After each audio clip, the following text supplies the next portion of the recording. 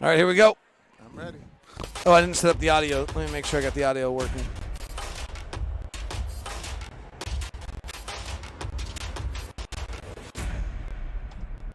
All right, we do. Here we go. Welcome to POSTCAST.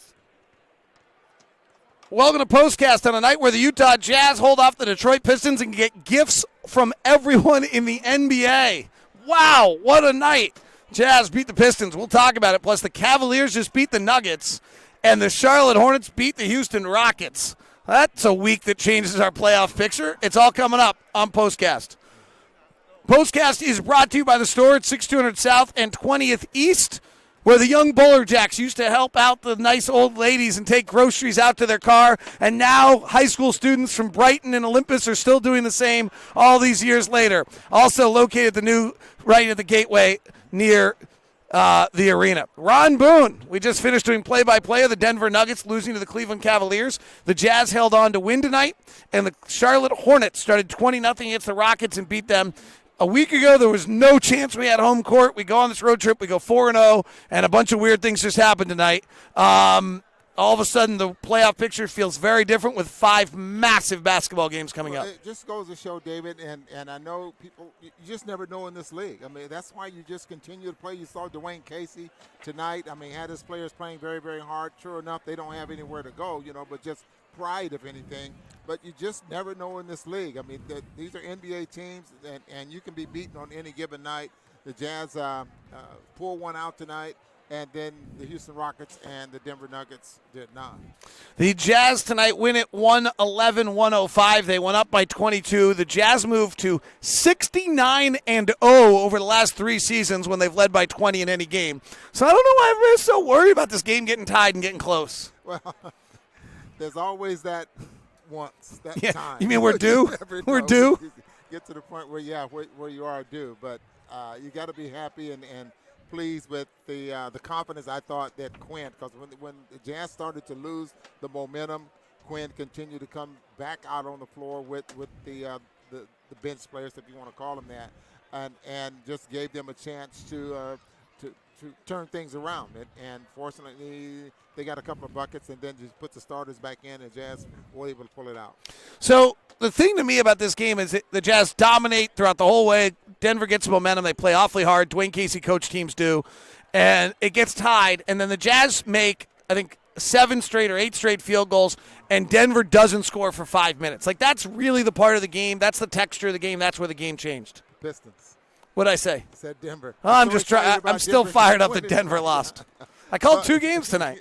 Total violation of all sorts of broadcast rights were going on in this building. You want to rephrase that question again? So, game gets tied. I think it was at 79 or something like 79, that. yes. Jazz score 5. What was really cool is Jazz make 5 straight shots by 5 different guys. Then they, I think, continued out, made 8 or 9 in a row.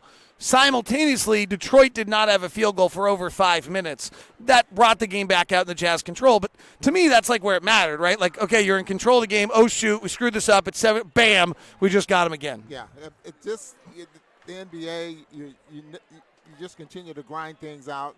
And again, I know I'm referring to the Detroit Pistons. You're looking at a team that's only won, 20 ball games all season long. But the way they tried to finish the basketball game off by doubling and really getting aggressive defensively, the Jazz just had to do the same thing. Come back and execute their offense very, very well. Get the type of shots that they needed to get. Rudy makes a couple of big free throws. When you have a good team, you're going to find ways to win. Brad Stevens said it last night. The Jazz are really hard to prepare for because they have multiple ball handlers that can make plays.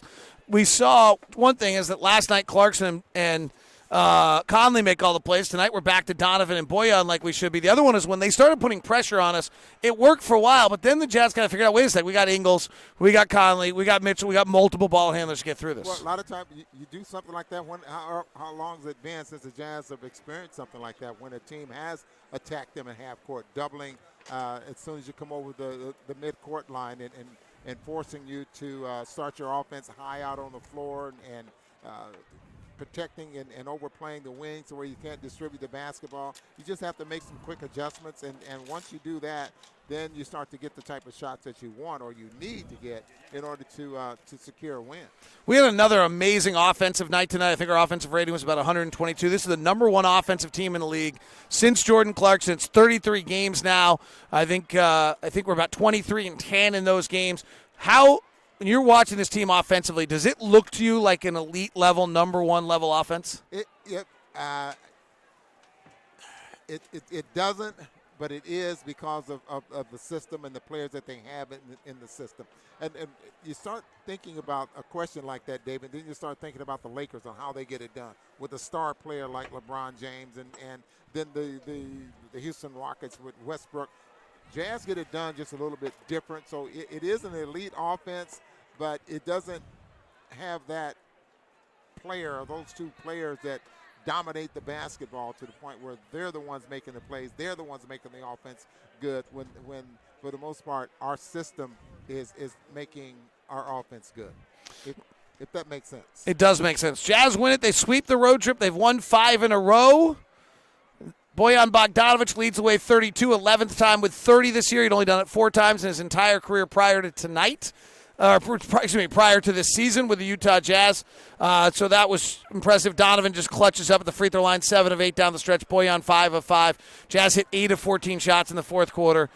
Scored 32 points, and we're pretty good. One part of this ballgame we haven't talked about, 2 of the elite corner 3 shooting teams in the league. Both teams took over 11% of their shots as corner threes. Both teams shoot over 40%. Both teams took away the corner 3 from the other one, and it disrupted what they were doing. Yeah, it's something we were paying a lot of attention to, and even though the Detroit Pistons are not one of the better teams in the Eastern Conference, there's still something good about them and some of the things that they do well, and it is shoot the three-point shot. I mean, they're definitely there. The Jazz knew that was something they needed to take away from the Houston, Now you got the Houston Rockets. Houston Rockets. All right, that's luckily the Jazz players' brain were on the Pistons instead of the Nuggets and the Rockets like we are. Great day for the Jazz. 2 gifts come down the chimney and a win in Detroit. Jazz sweep the road trip. This is POSTCAST. Have a great night. Huh? Since